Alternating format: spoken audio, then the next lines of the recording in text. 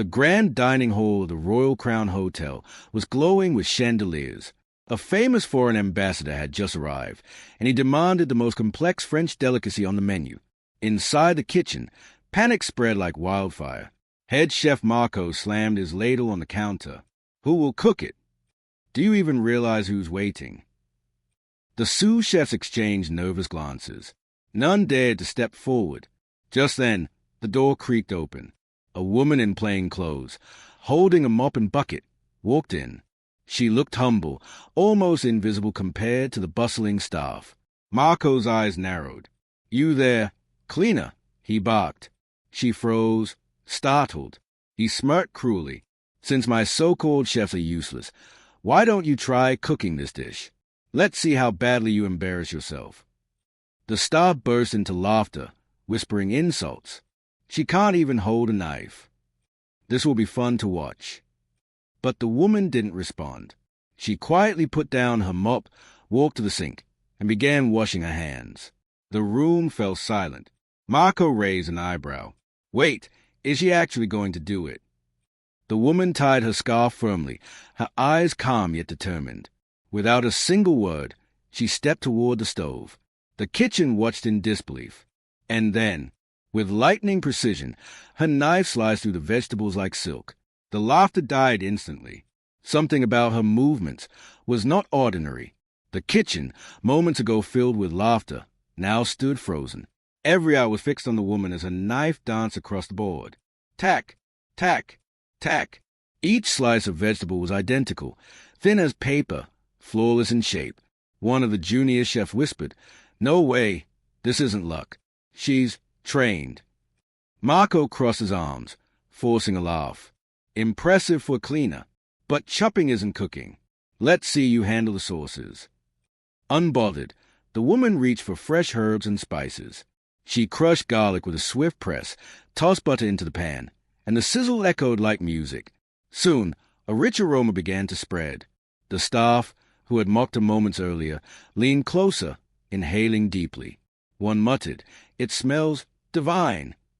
Marco frowned, suddenly uneasy. He stepped closer to the stove, trying to catch her mistake. But there was none. Every move was smooth, practiced, almost professional. Still, he refused to admit it. "She's just lucky," he muttered under his breath. "She'll fail soon enough." But deep down, a tiny seed of doubt had been planted. As the sauce thickened to perfection, the woman lifted her head slightly, her eyes calm yet sharp, as if she had done this 1,000 times before. The staff exchanged nervous glances. Who was she, really? The sizzling pan filled the air with an aroma so rich that even the most experienced sous chef swallowed hard. Nobody laughed anymore. The woman sprinkled herbs with precision, her hands steady, her focus unshakable. It was the work of someone who belonged in a kitchen, not a random cleaner. One of the younger chefs leaned toward his colleague and whispered, "She's not ordinary. Look at her hands. Steady, controlled, like a pro." Marco overheard and snapped, "Silence!" But his voice lacked its usual confidence. For the first time, he was unsettled. The woman stirred the sauce gently, then lifted the spoon to taste. A faint smile appeared on her lips. She adjusted the heat, added a pinch of spice. Every step carried a quiet mastery. The mocking laughter from earlier now turned into hushed questions. Could she be a retired chef? Or maybe she once worked in a top restaurant. Marco clenched his fists. "She's a cleaner. Nothing more. Don't let her fool you," he barked. But his eyes betrayed him. He couldn't look away from her skill. Finally, the woman reached for the meat, searing it to golden perfection. The sound, the fragrance, the precision. It was undeniable. The entire kitchen leaned closer, drawn to her like moss to a flame.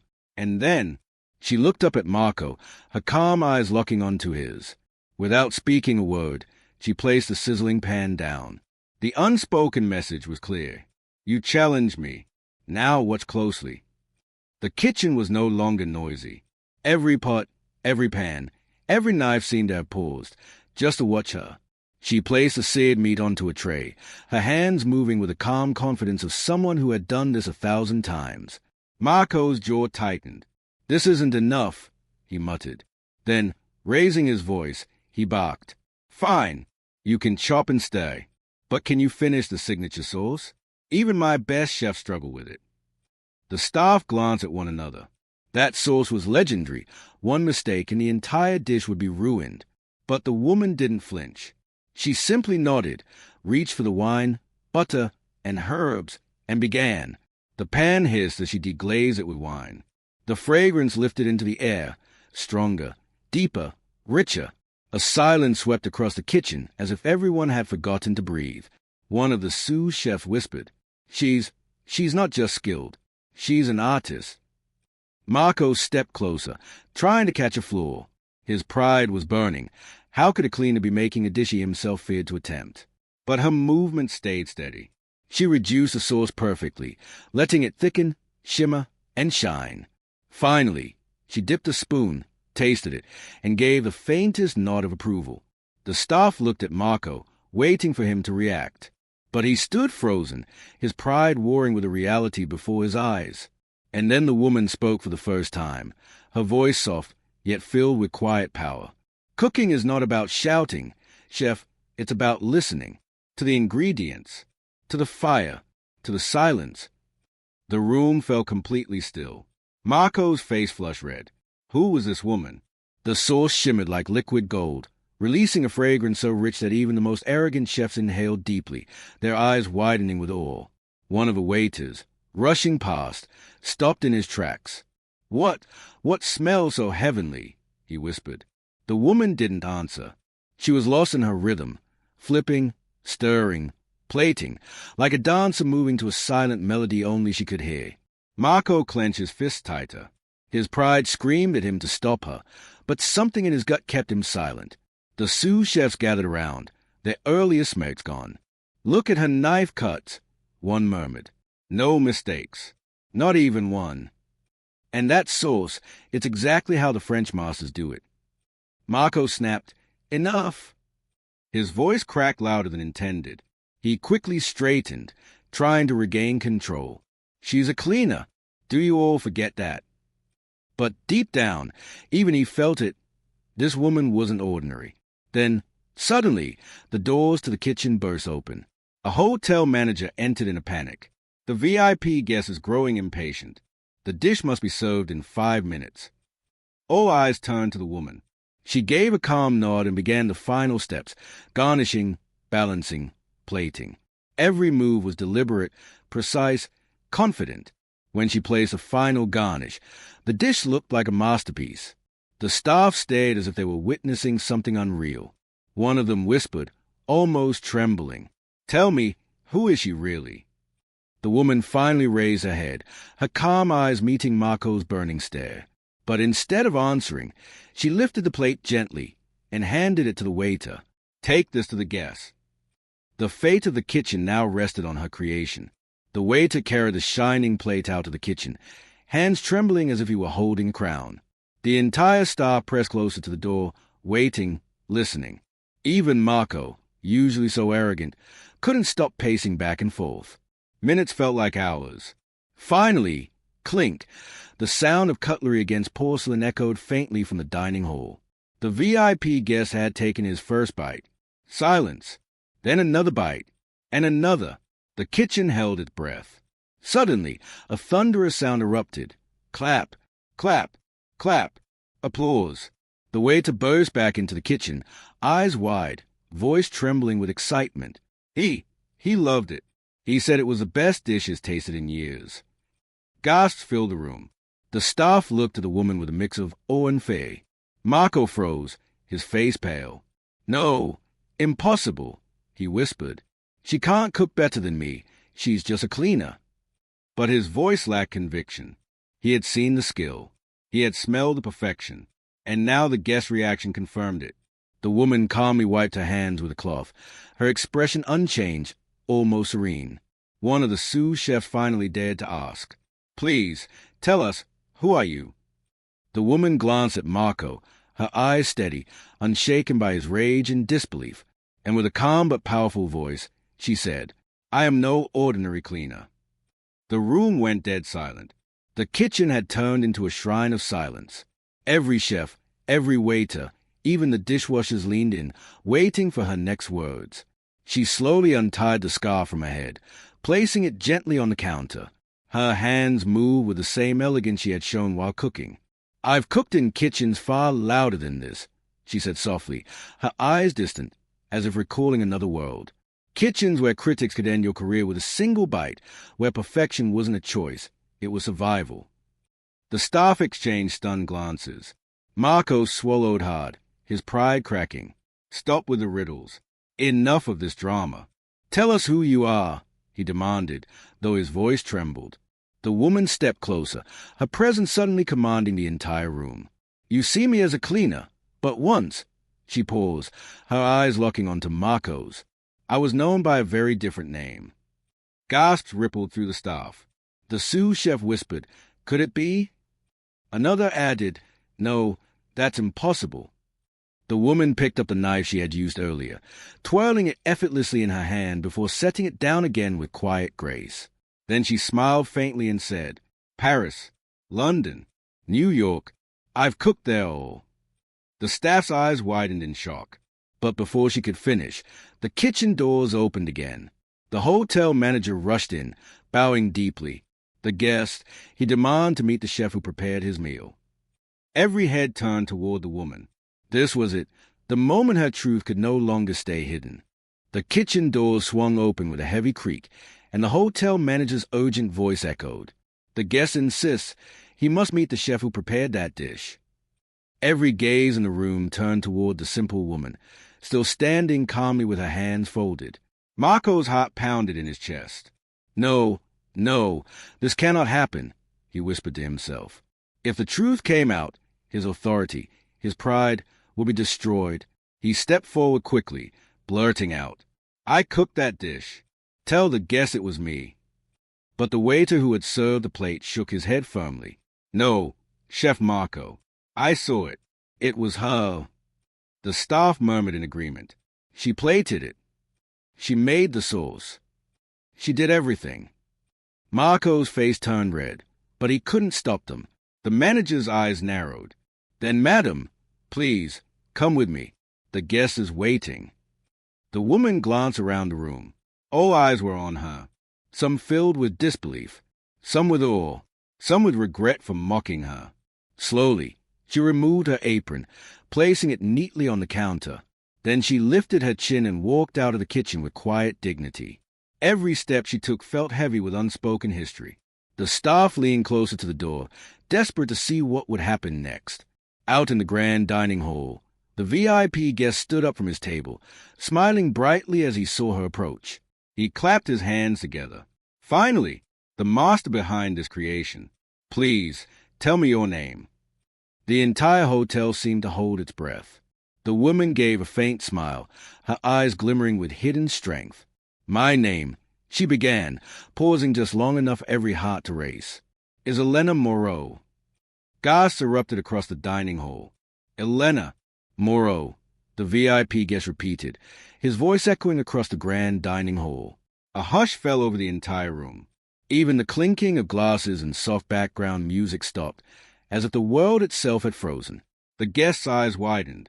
Elena Moreau, the Michelin star chef, the woman who redefined French cuisine in Paris. Gasps erupted from the surrounding tables. Diners began whispering in disbelief. Meanwhile, back in the kitchen, the staff overheard every word through the open doors. Their jaws dropped. "She's that Elena Moreau. The legend? I read about her in culinary magazines. She had 3 Michelin stars." Marco staggered back, his pride crumbling.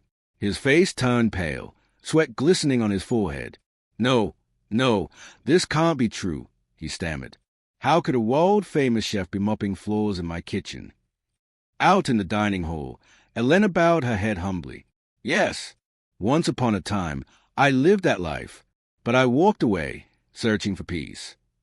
The guest looked at her in awe. "Peace? Yet even in silence, your talent still burns brighter than any star." The entire hall broke into applause, the sound crashing like thunder. Inside the kitchen, Marco's staff looked at him with new eyes, not of respect, but of quiet judgment. And for the first time, the arrogant head chef had no words. Elena turned slightly, her calm gaze drifting back toward the kitchen doors, straight at Marco. The unspoken message in her eyes was clear. You tried to humiliate me, but today the truth humiliated you. The applause in the dining hall echoed back into the kitchen, louder than any praise Marco had ever received. Elena stood tall, her simple clothes contrasting sharply with the grand chandeliers above her. She waited for the applause to fade before speaking. Her voice was calm, but it carried a weight that silenced the entire hall. People see a simple scarf, a plain dress, or a mop in someone's hand, and they think they know who she is. She turned slightly, her eyes locking onto Marco, who stood frozen behind the kitchen doors. But talent, true talent, she continued, doesn't wear expensive clothes. It doesn't need titles or applause. It shines, quietly, powerfully, wherever it is. The hall remained silent, hanging on to every word. The VIP guest nodded deeply. You are right, Chef Elena. True greatness never needs to prove itself. It simply exists. Back in the kitchen, the staff looked ashamed. They remembered their cruel laughter, their mocking whispers. Each of them avoided Elena's eyes, unable to face the truth.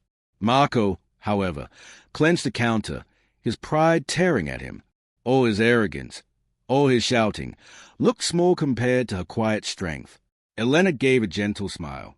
You see, you can try to humiliate a person, but if she carries fire inside her, that fire will one day light up the world. Never underestimate a simple woman. Her words struck like lightning. Some of the staff had tears in their eyes. Even the manager lowered his head in respect. And Marco? His pride was shattered, but his heart battled between anger and a painful new respect. Marco stood frozen in the doorway, Elena's words echoing in his mind like thunder. Never underestimate a simple woman. His hands trembled against the counter. The same man who once shouted orders, humiliated juniors, and carried himself like a king, now felt smaller than ever before. The staff glanced at him with mixed emotions, some with pity, others with quiet satisfaction. They had suffered his arrogance for years, but today, destiny had chosen their revenge in the most unexpected form. One sous chef whispered, "He looks broken." Marco tried to speak, his voice hoarse. She made me look like a fool in front of everyone. Another chef replied softly, "No, Marco, you did that to yourself." Those words hit him harder than any insult. Meanwhile, Elena walked back into the kitchen, calm and composed. Her presence filled the room with a strange, unshakable authority. She stopped in front of Marco. Their eyes met, his filled with shame, hers with quiet strength. "You forced me into this kitchen to prove my weakness," she said softly, "but all it did was reveal yours." Marco's chest tightened. He looked down, unable to meet her gaze any longer. For the first time, the mighty head chef bowed, not in pride, but in defeat. The staff gasped. Marco, bowing? It was something they thought they would never see. Elena placed a gentle hand on his shoulder. Pride destroys chefs. Marco. Humility creates them. Her words cut deeper than any blade, but there was no malice in her tone, only truth. Marco's lips trembled as he whispered, What do I do now?" Elena's faint smile returned. "You start by listening, not to your ego, but to the kitchen, to your team, to the heart of cooking itself." The kitchen was silent, every soul touched. The kitchen was silent, every pair of eyes fixed on Elena and Marco. For the first time, the once proud head chef had lowered his head, stripped of arrogance, stripped of pride. The staff could hardly believe it. The same man who barked insults was now trembling like a student before a teacher. Elena's calm voice filled the room. Cooking is not a battlefield to prove who is greater. It is an art to serve, to nourish, to create joy. Remember that, Marco. Her words carried weight, not like a lecture, but like truth carved from experience. Marco slowly nodded, tears threatening to fall. I see it now. I was blinded by pride. But today, you opened my eyes." The staff exchanged glances, some relieved, some inspired. Elena smiled gently. "You don't need to be ashamed. Falling is not failure. Staying on the ground is. Stand up, Marco, learn, grow. Her words, like a flame in the darkness, lit something inside him. Finally, Marco dropped to one knee, not out of weakness, but out of respect. Chef Elena, I mocked you. I belittled you. But today, I bow to you not because of your stars, but because of your heart. Tears welled in the eyes of some staff members. The arrogant chef they feared was gone. A humble one had been born. Elena took a deep breath, picked up her mop once again, and whispered, "Remember this lesson. Greatness doesn't need recognition. It needs humility." With that, she turned and walked away, leaving the kitchen in awe. The staff stood taller, inspired. Marco clenched his fists, not with anger this time, but with determination. "I will change," he vowed quietly. "For her, for this kitchen, for myself." And in that moment, the story ended not with humiliation, but with transformation. The woman who came as a cleaner left as a legend, and the chef who once mocked her found the recipe for humility. Sparkles the end.